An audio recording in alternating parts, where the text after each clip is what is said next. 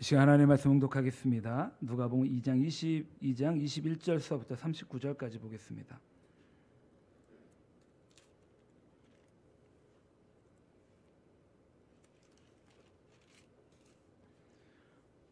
누가복음 2장 21절서부터 보겠습니다.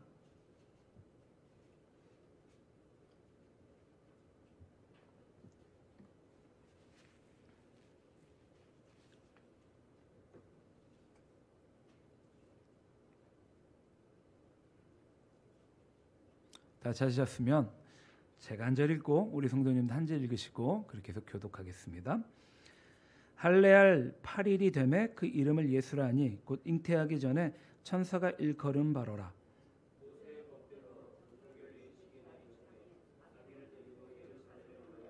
이는 주의 율법에 쓴 바 첫 해에 처음 난 남자마다 주의 거룩한 자라 하리라 한 대로 아기를 주께 드리고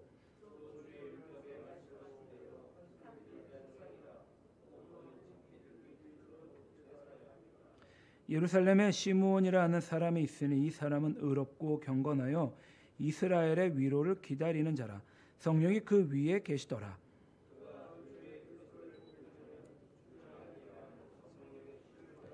성령의 감동으로 성전에 들어갔매 마침 부모가 율법의 관례대로 행하고자 하여 그 아기 예수를 데리고 오는지라. 주제여 이제는 말씀하신 대로 종을 평안히 놓아 주시는도다. 이는 만민 앞에 예비하신 것이요 그의 부모가 그에 대한 말들을 놀랍게 여기더라.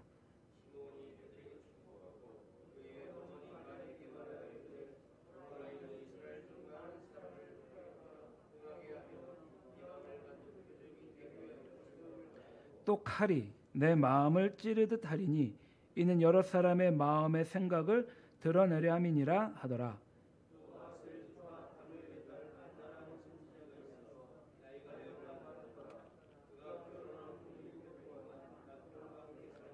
과부가 되고 84세가 되었더라. 이 사람이 성전을 떠나지 아니하고 주야로 금식하며 기도함으로 섬기더니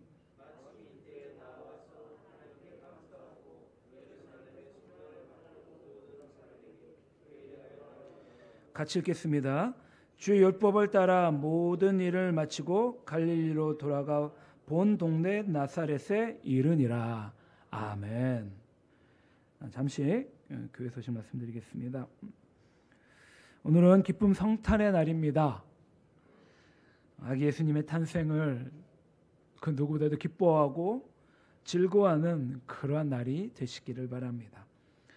그래서 교회에서 주일학교 학생들에게 조그마한 선물을 준비했습니다. 또한 우리 조장로님과 우리 김원희 집사님께서 교회 달력을 준비해 주셨습니다.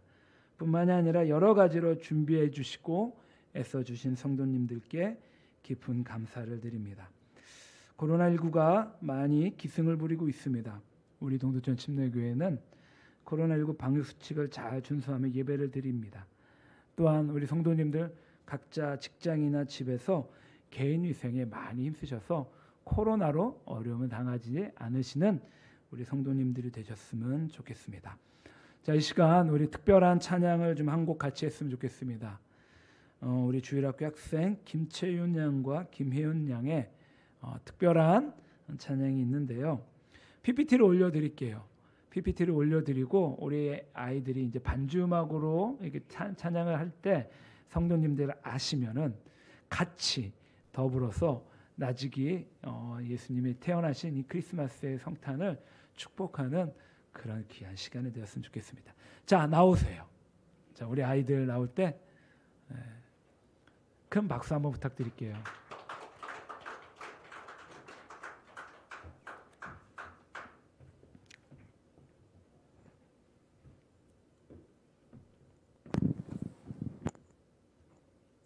자, 가운데로 오면은 더 좋을 것 같아요. 가운데 화면 딱 좋게요. 예. 자, 마이크 한번 해볼까요? 네, 아주 잘 나오는. 예.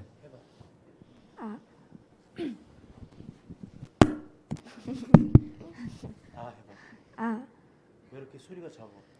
크게. 자, 우리 아이들에게 다시 한번 격려의 박수 한번 부탁드리겠습니다.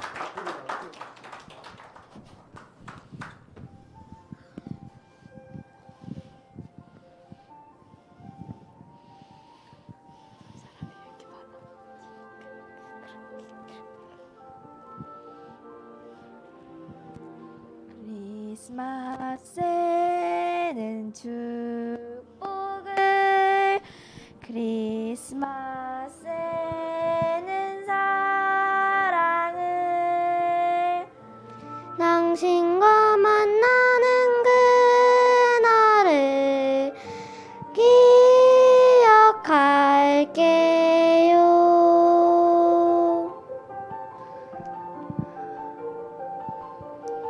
상틀 위에 촛불이 밤하늘을 수놓으며 온 세상이 하얀 눈으로 덮여가겠죠. 헤어져 있을 때나 함께 있을 때도 나에겐 아무 상관없어요. 아직도 내 맘은 항상 그대 곁에 언제까지라도 영원히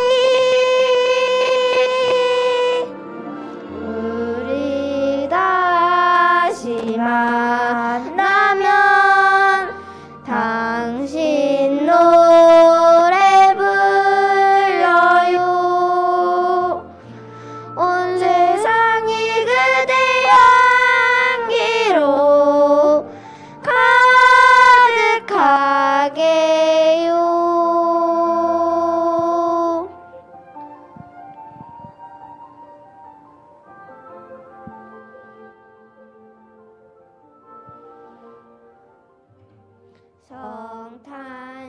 성탄종이 환하게 우리 밤에 울리면 그대 오시는 그 길 위에 기도할게요. 헤어져 있을 때나 함께 있을 때도 나에겐 아무 상관없어요. 아직도 내 맘은 항상 그대 곁에 언제까지라도 영원히 우리 다시 만나면 당신 노래 불러요. 온 세상이 그대 향기로 가득하게요.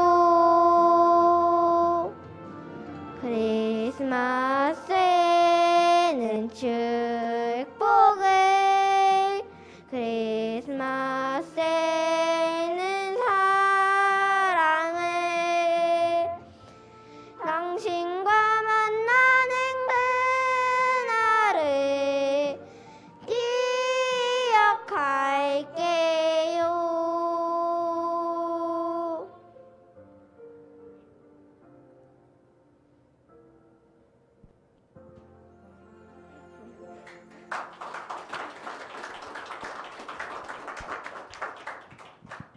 차렷 인사.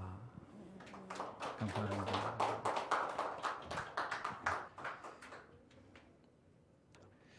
제가 잠시 끝났나요? 예, 그럼 내려가 주시기 바랍니다. 우리 교회 다음 세대들입니다.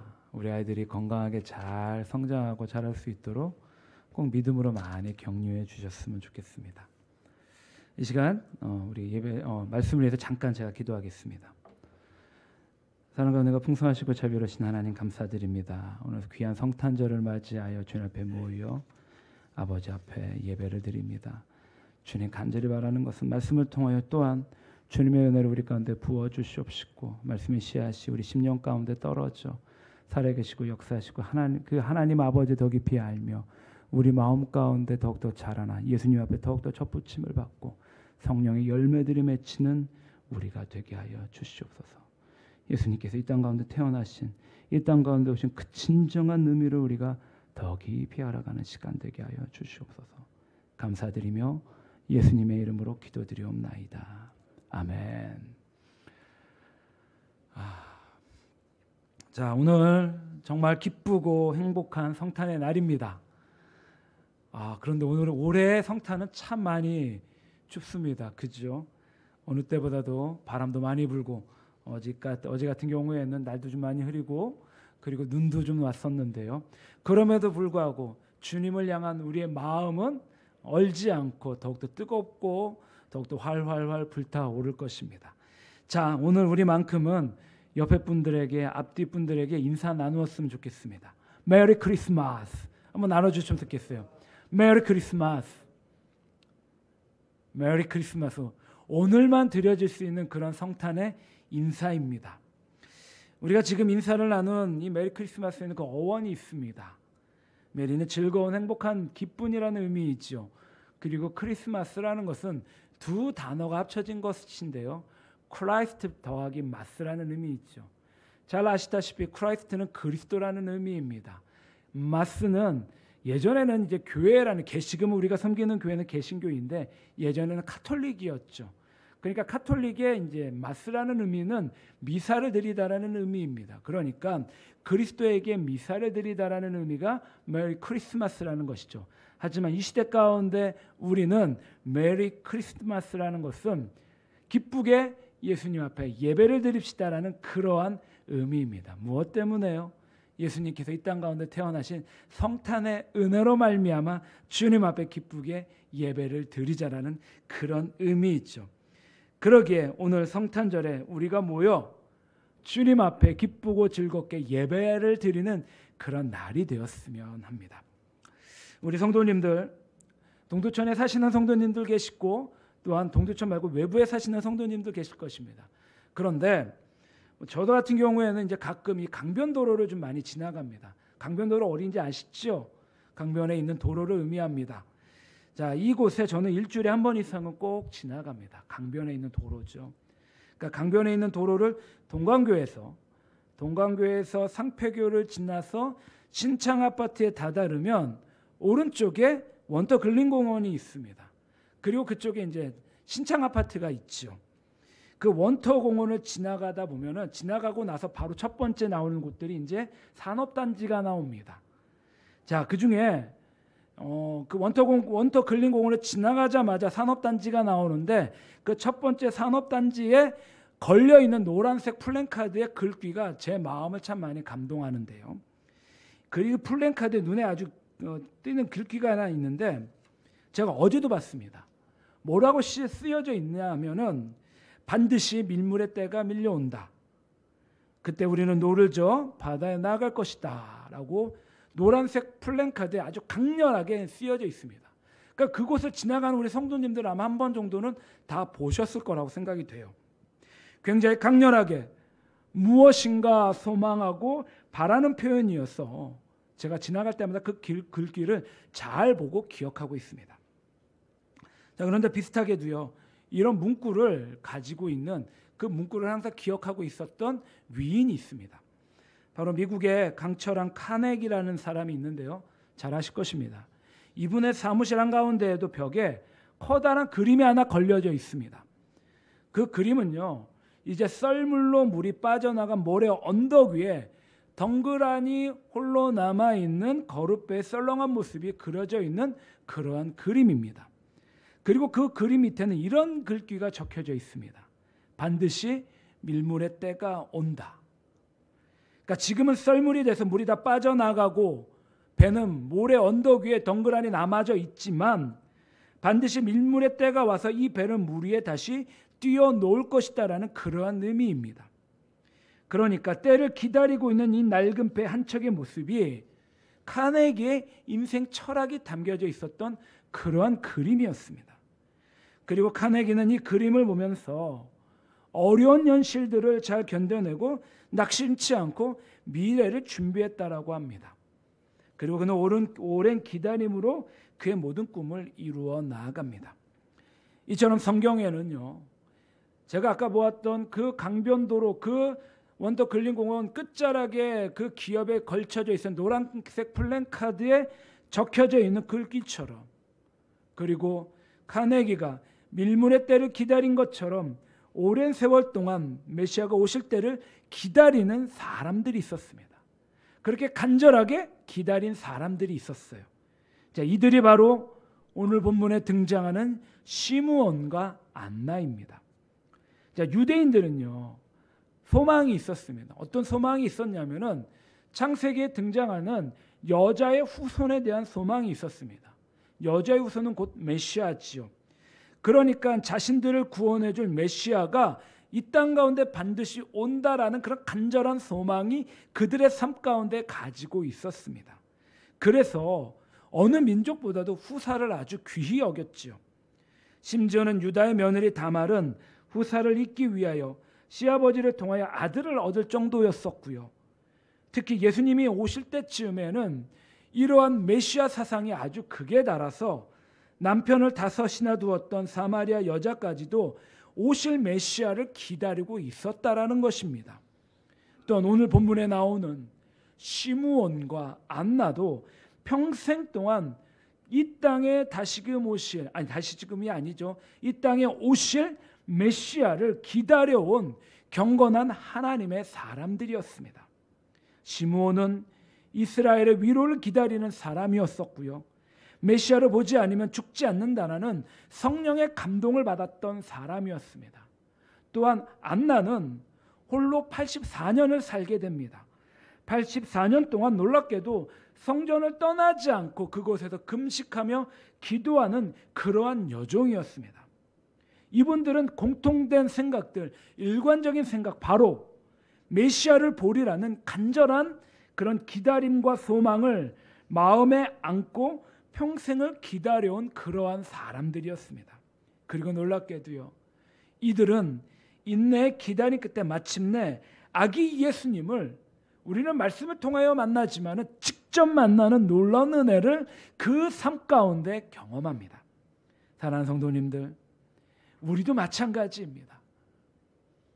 그 강변도의 그 글귀처럼, 그 강철한 카네기가 가지고 있었는데 인생 철학처럼, 시므온과 안나처럼 예수님을 향한 그 인생의 기다림이 우리 삶 가운데 있기를 바랍니다. 그래서 간절히 바라는 것은 오늘 이 성탄의 아침에 우리 가운데 사람으로 그리고 아기의 모습으로 오신 예수님을 기쁨과 감격으로 맞이하시는 귀하고 복된 성도님들이 되시기를 주님의 이름으로 간절히 축원합니다. 아멘. 자, 예수님께서 이제 우리가 그 간절한 기다림으로 예수님께서 오셨는데 오신 이유들이 몇 가지 있습니다. 그 중에 가장 첫 번째 이유, 그것은 바로 예수님은 우리를 속량하시기 위하여 이 땅 가운데 오셨다라는 것입니다. 뭐 하시기 위해? 속량, 즉 다시금 바꿔 말씀을 드리면 우리를 구원하기 위하여 예수님께서는 사람의 모습으로 이 땅에 오셨습니다. 자, 오늘 말씀 21절서부터 24절의 말씀입니다. 이제 예수님께서는요, 율법대로 난 지 8일 만에 할례를 받습니다. 그리고 그의 이름은 마태복음 1장 21절과 누가복음 1장 31절 말씀에 의거하여 천사 가브리엘이 그 아기의 이름을 직접 지어줍니다. 뭐라고 지어줍니까? 예수라고 지어줍니다. 예수라고 지어주고 그 정결의 법대로 이제 예수님은 그 부모님과 더불어 예루살렘 성전으로 올라갑니다. 모세의 법대로 예수님은 맏아들로서 하나님께 드려집니다. 이것은요, 이제 출애굽 이후에 맏아들은 다 하나님 앞에 속한 그런 자가 되는 율법을 따름이었습니다. 그래서 맏아들을 다시 찾아오려거든 오세게를 제사장에 드리고 아들을 대속해야만 합니다. 또한 율법에 산모는 남자 아기를 낳으면 33일 동안 부정해야 합니다. 그 부정이 끝나는 날 성전에 가서 자기 자신을 정결케 하는 제사를 하나님 앞에 드려야 되지요. 그래서 마리아와 요셉은 아기를 데리고 성전에 있는 예루살렘으로 올라가게 됩니다. 그리고 보통 산모는 1년 된 어린 양을 잡아 번제로 드리는데, 잘 아시다시피 요셉과 마리아는 너무나 가난했기 때문에 어쩔 수 없이 비둘기 쌍으로 번제와 속죄제를 하나님 아버지 앞에 드리게 됩니다. 자, 그리고 오늘 본문 21절서부터 24절엔 굉장히 특이한 그런 어구들이 몇 가지 등장하게 되는데요. 21절에 할례할 8일이 되매, 22절에 모세의 법대로, 23절에 주의 율법에 쓴 바, 24절에 주의 율법에 쓴 바 말씀하는 대로 이러한 구절들이 지속적으로 등장하며 강조하고 있습니다.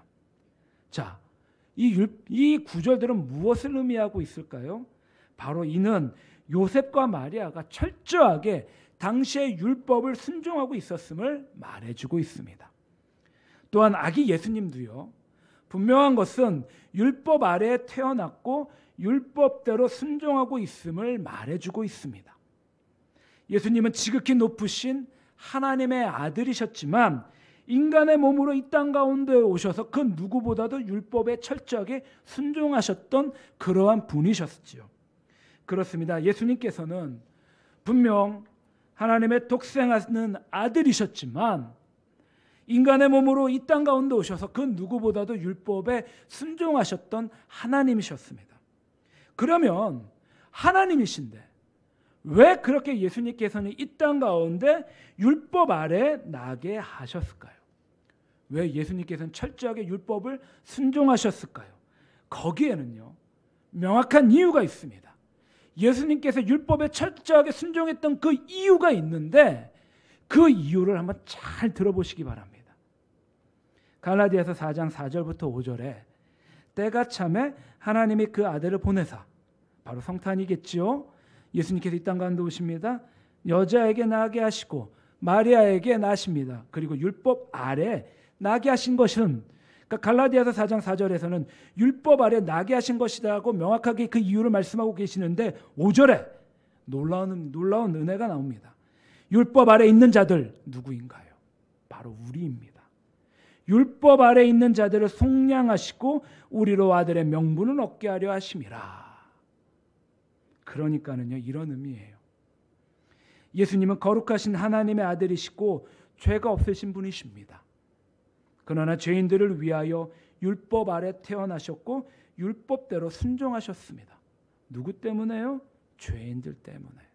죄인 때문에 예수님께서는 이 땅 가운데 사람의 모습으로 오신 것입니다. 이는 율법 아래 있는 우리를 속량하시고 하나님에게 자녀가 되는 자격을 얻게 하시기 위함이었습니다. 그래서 예수님은요, 모세 모든 규례, 즉 율법 아래 이 땅 가운데 오신 것입니다. 그 모든 규례들을 단 하나도 빠짐없이 다 순종하셨습니다. 예수님은 한 번도 율법을 어기신 적이 없습니다. 안식일도 그 누구보다도 잘 지키셨고 명절마다 예루살렘에 올라가 그 명절도 잘 지키셨습니다. 그리고 마침내 나무에 달려 그 율법의 저주를 단 하나도 빠짐없이 다 받으셨습니다. 그런데 이는요, 이러한 일들은 예수님께서 가지고 계셨던 자신의 죄 때문이가 아니었습니다. 예수님은 죄가 없으신 분이시죠. 예수님은 성령으로 잉태되신 하나님의 아들이시고 거룩하신 하나님이셨습니다. 죄가 없으십니다. 그러나 예수님께서 십자가에 달려 돌아가신 것은 예수님의 죄가 아니라 바로 우리의 죄 때문에 달려 돌아가셨다라는 것입니다. 그래서 갈라디아서 3장 13절은 이렇게 말씀합니다. 그리스도께서 우리를 위해 저주를 받으신 바 십자가에 달려 돌아가신 것이지요. 율법의 저주에서 우리를 속량하셨으니, 속량이라는 단어가 또 등장합니다. 나중에 설명을 드리겠습니다. 속량하셨으니 기록된 바 나무에 달린 자마다 저주 아래 있는 자라 하였음이니라.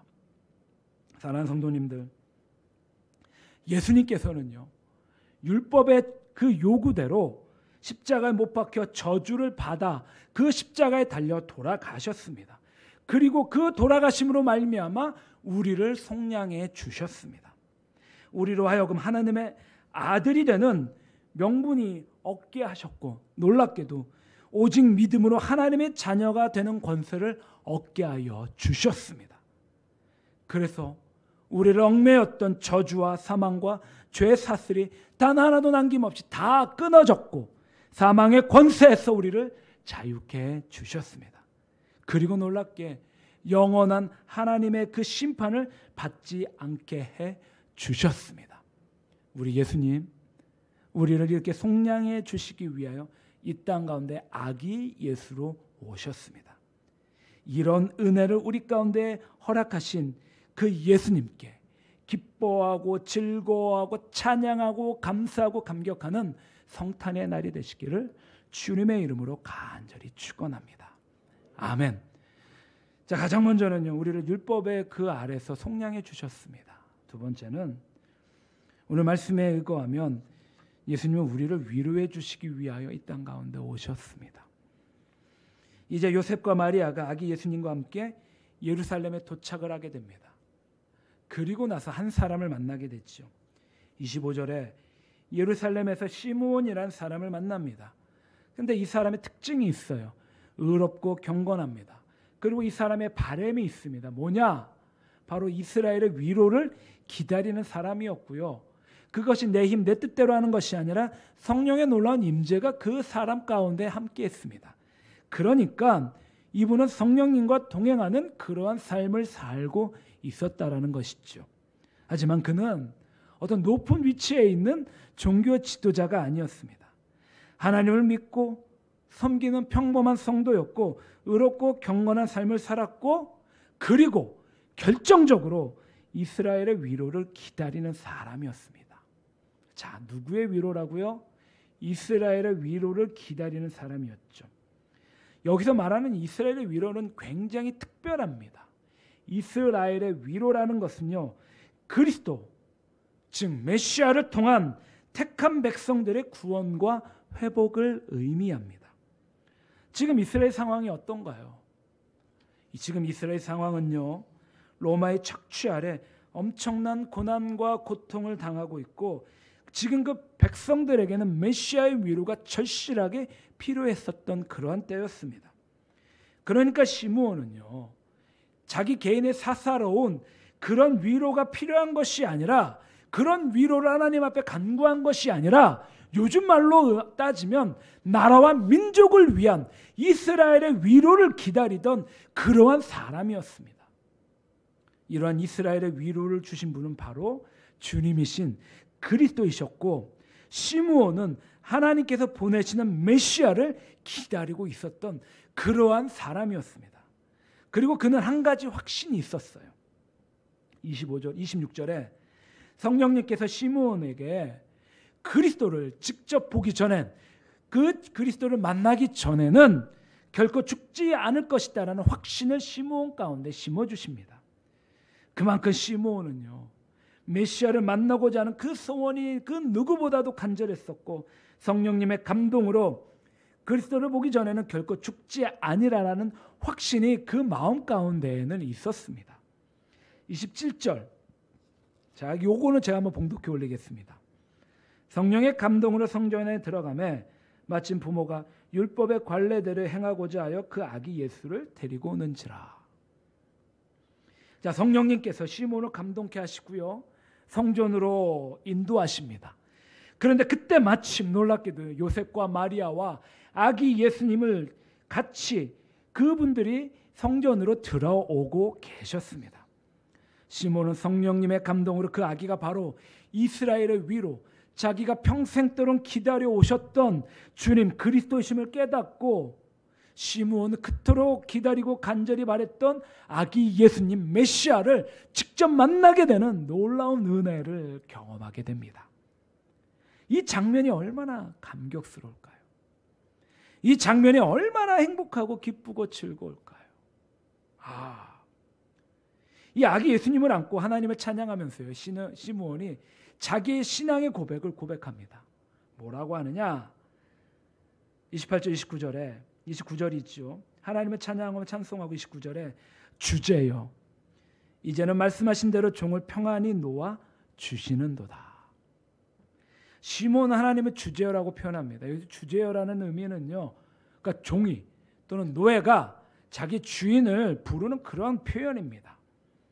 그리고 종을 평안히 놓아 주시는도다. 이 의미가요, 어떤 의미느냐? 자기 일평생의 간절한 소원이 지금 이루어진 거예요. 그렇게 바라고 기대해왔던 아기 예수님 메시아를 직접 만났으니까 얼마나 행복하고 얼마나 기쁘고 즐거울까요? 그러니까 내가 이제 죽어도 여한이 없다라는 그러한 신앙의 고백을 하는 것입니다. 그의 영혼은 이제 참된 안식과 평안을 누리게 됩니다. 그 평안이 눈을 감을 수 있게 되었다라는 신앙의 고백을 하나님 앞에 드리죠.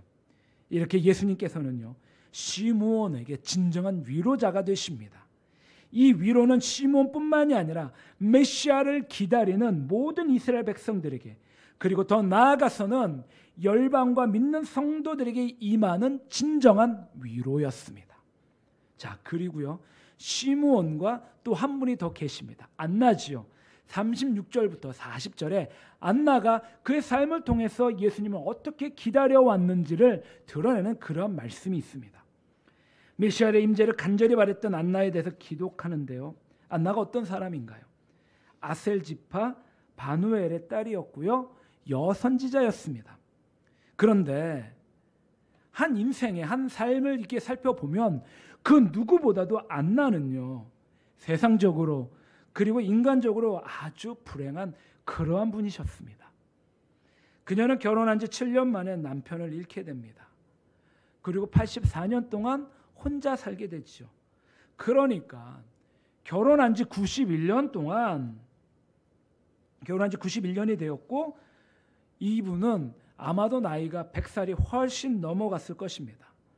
물론 성경에는 이분의 삶이 명확하게 자세하게 기록이 되어 있지 않지만 안나는 84년 동안 남편 없는 생활을 하면서 분명히 말로 형용할 수 없는 수많은 고통과 어려움과 슬픔을 당했을 것입니다. 그런데도요, 이 안나의 그 신앙의 모습이 참 대단합니다. 37절에 과부가 되고 84세가 되었더라. 이 사람이 성전을 떠나지 아니하고요, 주야로 금식하며 기도함으로 섬기더니, 성전을 떠나지 않고 주야로 금식하며 기도하며 하나님을 섬겼습니다. 정말로 아름답고 정말로 훌륭한 인격과 신앙을 가졌습니다. 안나는요, 세상에 소망을 두고 살았던 분이 아니셨습니다. 오직 살아계신 하나님만을 성전에서 섬기고 살았던 그러한 분이셨습니다. 그리고 그녀는요, 이스라엘의 구원을 기다리는 많은 사람들과 함께 오직 오실 메시아를 소망하며 그 기도의 분량을 잘 감당하셨습니다. 그녀는 여성으로서 많은 일을 못하셨지만, 나이가 있으셔서 많은 것들을 하지 못했지만 하나님께 간절히 기도하는, 소위 말하는 민족의 기도하는 어머니셨다라는 것입니다. 제가 이 장면을, 이 말씀을 준비하면서 특별히 주님 앞에 우리 교회를 위해서 기도했던 내용들이 있습니다. 이렇게 기도하는 어머니들이 우리 교회 가운데도 더 많이 있기를 바라는 그런 마음의 묵상과 간절한 소망들이 있었습니다. 이런 기도하는 어머니들이 우리 교회 가운데 안나와 같이 기도하는 어머니들이 더더 넘쳐나기를 주님의 이름으로 간절히 축원합니다.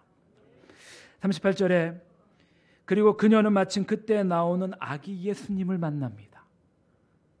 시므온의 찬양을 듣고 기뻐하고 감사하고 예루살렘의 구속을 기다리는 모든 사람들에게 아기 예수님에 대하여 증거합니다. 자, 38절에도요, 굉장히 중요한 고백이 나옵니다. 마침 이때에 나와서 하나님께 감사하고 예루살렘의 속량을 바라는 모든 사람에게 그에 대하여 말하느니라. 자, 이 말씀 중에 우리 믿는 성도들 삶 가운데는 지극히 평범하지만 안나의 입장에서는 아주 특별한 고백이 담겨져 있습니다. 그것은 다름 아닌 안나가 하나님 앞에 감사했다라는 사실을 기록합니다. 감사하는 것. 성도가 하나님께 감사함으로 고백하는 것은 어떻게 보면 지극히 일상적이고 지극히 평범하며 우리가 주님 앞에 날마다 고백하는 그러한 믿음의 신앙의 고백입니다. 하지만 안나가, 특별히 안나가 하나님 앞에 감사했다라는 고백은요, 어떻게 살펴보면 그의 인생을 들여다보면 놀라운 고백일 수밖에 없습니다. 왜냐하면 안나의 생애를 살펴보면 어떤 인간적인 즐거움이나 기쁨이 그 안에 별로 없고, 또한 감사할 것이 그 안에 더더욱 없었을 것입니다. 하지만 아기 예수님을 영접한 후 그 입에서 놀랍게도 감사가 터져 나옵니다. 예수님을 직접 만나고 메시아의 신 그리스도를 직접 만나니 모든 것이 다 감사했습니다. 세상적으로는 별로 별 볼 일 없는 자기 인생에 메시아이신 그리스도를 만나게 하시려는 하나님의 그 깊고 높은 섭리가 그 안에 담겨져 있었음을 안나는 깨닫게 됩니다. 사랑하는 성도님들, 어쩜 우리가 아무리 불행하다라고 해도 어떻게 보면 안나만큼 불행하지는 않을 것입니다. 그리고 우리가 아무리 불행해도요, 우리가 예수님을 더욱더 인격적으로 만나고 우리 삶 가운데 모신다면 이런 모든 슬픔이 사라지고 모든 감사가 더욱더 삶 가운데 넘쳐날 것입니다. 그리고 그 안에서 구속의 은혜를 덧입게 하시려는 하나님의 깊고 높고 넓은 그런 은혜를, 섭리를 발견할 수 있습니다. 그리고 구속을 바라는 모든 사람들에게 시므온과 안나처럼 예수 그리스도를 증거하는 삶을 살 수 있게 됩니다. 이렇게 하기에 예수님께서 자라서 그 복음의 역사를 시작하실 때 제일 먼저 자신의 위로자로 오셨음을 선포하고 계십니다. 누가복음 4장 18절부터 19절에 주의 성령이 내게 임하셨으니 이는 가난한 자에게 복음을 전하게 하시려고 내게 기름을 부으시고 나를 보내사 보르된 자에게 자유를, 눈먼 자에게 다시 보게 함을 전파하며 눌린 자를 자유케 하고 주의 은혜의 해를 전파하게 하려 하심이라. 그러니까 예수님께서는요, 포로된 자에게 자유를, 눈먼 자에게 다시 보게 함을, 눌린 자유를 주셔서 은혜를 우리 가운데 전하게 하셨다라는 것입니다. 뿐만이 아니라 예수님께서는 예수님 자신을 보혜사라고 말씀하시고 또 다른 보혜사인 성령님을 우리 가운데 보내주셨습니다. 보혜사라는 의미는요, 위로자라는 의미입니다. 예수님께서는 고아와 같은 심정으로 살아갈 수밖에 없는 우리 인생들의 진정한 위로자가 되셔서 이 땅 가운데 오셨습니다. 사랑하는 성도님들, 우리가 이 땅을 살아가면서 참 슬프고 억울한 일들이 많이 있습니다. 또 육신의 연약함 때문에 코로나19 시대를 살아가기도 너무나 힘들고 세상 가운데 살면서 재정적으로도 참 많은 어려움을 경험하고 있습니다. 우리 인생에 저마다 크고 작은 슬픔들이 있고 외로움들도 있고 또한 고독함도 우리 삶 가운데 있습니다. 그래서 우리가 서로를 위로하지만 사실 우리들이 서로를 위로하는 말들은 일시적이고 또한 진정한 위로가 되지 못합니다. 정말 위로가 필요할 때 어쩌면 도리어 서로 상처만을 줄 수밖에 없는 것이 바로 우리의 유한한 인생이다라는 것이죠. 하지만 그럼에도 우리의 허물과 우리의 죄를 대신하여 십자가에서 우리를 속량하신 예수님만이 진정한 우리의 위로자가 되실 수 있습니다.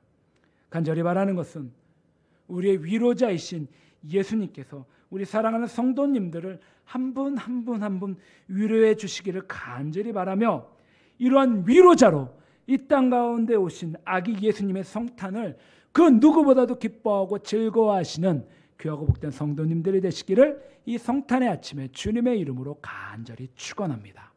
아멘.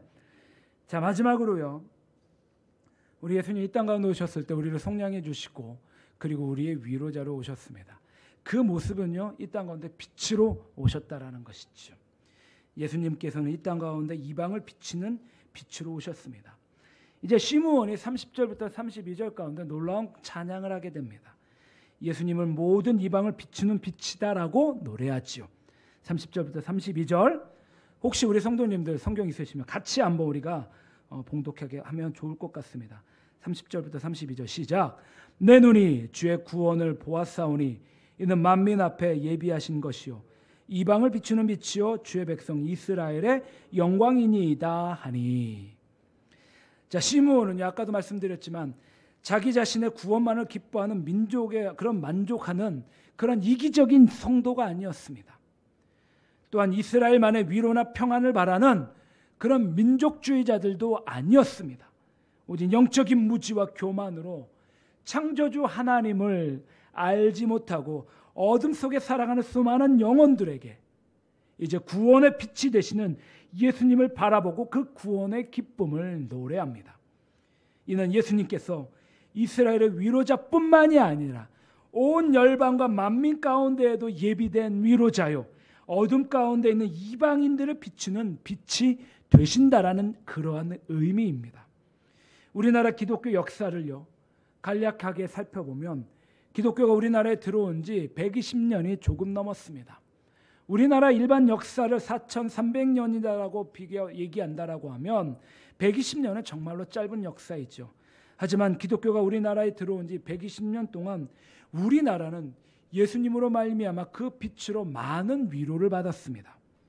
1907년에 한국교회 큰 부흥이 일어났지만 당시 기독교 인구가 10만 명밖에 되지 않았습니다. 그럼에도 불구하고 1910년부터 1945년 그 일제강점기에 예수님으로 말미암아 이 민족은 커다란 위로를 받았습니다. 뿐만이 아니라 1950년 6.25 전쟁 이후에 폐허가 된 남한에서 기독교가 계속해서 전파가 되었고 1974년 제가 태어난 해 익스플로 74 여의도 광장에서 100만 명의 기독교인들이 모여 하나님 앞에 기도하고 간구하며 하나님의 놀라운 은혜를 또 그 가운데 받았다라는 것이죠. 그리고 그로부터 30년 후인 2000년대 초반에는 기독교 인구가 1200만 명이 넘는 놀라운 은혜를 경험합니다. 물론 지금은 교회 안팎의 여러 가지 상황들 가운데 기독교 인구가 800만으로 정도 줄어들었지만 여전히 예수님께서는 이 나라와 이 민족 가운데 커다란 빛으로 이 나라 이 민족을 여전히 위로해 주고 계십니다. 그리고 분명 지금 우리가 당하고 있는 이 영적인 어두움들이 물러가면 다시 한번 이 나라와 민족 가운데 예수님의 그 위로의 빛을 반드시 비추어 주실 것입니다. 그렇다라고 하면 왜 예수님께서 이 땅의 모든 이방인들의 진정한 위로자가 되실 수 있을까요? 33절에 보니까는요, 그의 부모가 그에 대한 말들을 놀랍게 여깁니다. 이 의미인즉 아기 부모 즉 요셉과 마리아가 시므온의 이 찬양의 말, 이 하나님을 향한 노래를 듣고 감격합니다. 그리고 나서 마리아에게 이렇게 예언하죠. 34절에 시므온은 예수님께서 많은 사람들을 패하게도 하고 또한 흥하게도 하는 표적이 된다라고 말씀하십니다. 이는 바로 예수님께서 십자가에 못 박혀 죽으실 것을 예언하는 그러한 말씀입니다. 그 말씀의 예언대로 예수님은 죄 없이 체포가 되고 십자가에 못 박혀 죽임을 당하십니다. 그리고 예수님의 어머니 마리아는 예수님이 죽어가는 그 고통스러운 현장을 바로 눈앞에서 목격하게 됩니다. 자식이 십자가에 못 박혀 죽어가는 그 처절한 모습을 지켜보아야 하는 어머니의 고통이 바로 35절에 칼이 가슴을 찌르는 것 같은 고통입니다. 그리고 34절 중반에 비방의 표적이 드러납니다. 여기서 말하는 비방의 표적이다라는 것은 바로 예수님의 십자가, 곧 구원과 심판의 상징입니다. 예수님은 구원의 반석이 되시고 십자가를 영접하는 자는 흥하게 되고 구원을 받습니다. 하지만 반대로 십자가를 거절하는 자에게는 그 심판이 그 사람 가운데 임하게 됩니다. 그리고 당시 교만하고 또 스스로 의롭다라는 많은 유대인들에게 십자가는 거침돌이 되었고 오히려 죄악 가운데서 멸망의 길로 치닫게 되는 그러한 십자가를 그 유대인들은 바라보게 됩니다. 사랑하는 성도님들, 이 성탄의 아침에 제가 몇 가지 한번 여쭤보겠습니다. 한번 마음속으로 생각해 보시고 대답해 보시기 바랍니다. 나는 과연 예수님을 어떻게 바라보고 있는지에 대한 물음입니다. 나는 지금 그리스도를 위하고 있나요? 아니면 그리스도를 대적하고 있나요? 그리스도를 사랑하고 있습니까? 아니면 무시하고 있습니까? 그리스도께 순종하고 있습니까? 아니면 대적하고 있습니까? 인생에서 혹시라도 내 삶 가운데 내 삶의 많은 영역에서 사람들과의 관계 가운데에서도 그리스도가 나를 넘어지게 하는 거침돌이 되고 있습니까? 아니면 죽음으로부터 살려내는 생명력이 되고 있습니까? 사랑하는 성도님들, 누구든지 빛으로 오신 예수님 앞에 반드시 자기의 태도의 모습을 드러내셔야만 합니다. 이는 예수님께서 모든 사람들에게 구원의 표적이며 동시에 심판의 표적이 되기 때문입니다. 예수님은 불신하고 대적하는 자들에게는 멸망의 증거요, 믿고 순종하는 자들에게는 구원의 증거입니다. 우리가 이번 성탄절을 맞이하여 빛으로 오신 예수님께 마음의 문을 열고 예수님의 빛을 더더욱 충만히 받으시는, 더더욱 마음 가운데 모으시는 그런 귀하고 복된 성도님들이 되시기를 주님의 이름으로 간절히 축원합니다. 아멘. 자, 말씀을 정리하겠습니다. 우리 사랑하는 성도님들, 오늘은 예수님께서 탄생하신 기쁘고 즐거운 성탄의 날입니다. 하나님이 사람의 몸을 이끌고 이 땅 가운데 오신 날입니다. 이렇게 오신 예수님을 우리는 소망하고 기대하고 바라는 인생입니다. 소망하고 기대하고 바란다라는 것은 희망과 꿈을 안고 그 꿈이 이루어지기를 기다리며 현실의 고통과 어려움을 이기며 살아간다라는 그런 의미입니다. 희망에 찬 기다림은요, 그 어떤 것들보다도 강하고 아름답고 가치가 있습니다. 희망적인 것을 기다린다라는 것은 기다리는 사람으로 하여금 그 가슴을 부풀게 만듭니다. 힘을 내게 하고 얼굴에 미소를 띠게 합니다. 그렇기에 기다림은 참으로 아름답고, 이제는 막연히 그 자리에서 서서 기다리는 것이 아니라 그 기다림의 대상 앞에 한 걸음 한 걸음 한 걸음 나아가는 것을 의미합니다. 그런 의미에서 예수님은 우리 인생의 진정한 기다림이 되십니다. 예수님은 이 세상의 진정한 위로자가 되시고 율법 아래 태어나시고 율법의 저주를 받으시고 우리의 모든 율법의 저주에서 속량하신 우리 구세주 아기 하나님이십니다. 또한 슬픔이 많고 상처가 많은 우리 인생들의 참된 위로자가 되시고 어둠 가운데서 살아가는 자들의 구원의 빛이 되십니다. 이런 예수님의 은혜와 기쁨이 우리 가운데 충만히 넘쳐나기를 바랍니다. 그래서 나와 같은 죄인, 우리와 같은 죄인을 구원하시기 위해 하늘 보좌 영광을 다 버리시고 이 땅 가운데 오신 예수님께 감사와 기쁨과 찬양으로 영광을 올려드리시는 귀하고 복된 성탄의 날이 되시기를 주님의 이름으로 간절히 축원합니다. 아멘. 기도하겠습니다. 사랑과 은혜가 풍성하시고 자비로우신 하나님 아버지, 감사드립니다. 주님, 이 땅 가운데 주님의 오심을 우리가 더욱더 기대하고 바라고 소망케 해주시셔서 감사드립니다. 우리 예수님 2000년 전 우리 가운데 오셔서 그 성탄의 은혜를 지금도 누리고 있지만 앞으로 다시금 이 땅 가운데 오실 예수님을 또한 기대하고 소망케 해 주시옵소서. 예수님은 우리의 진정한 속량해 주시는 분이십니다. 자신의 모든 것들을 내어주셔서 우리를 구원케 해주신 분이십니다.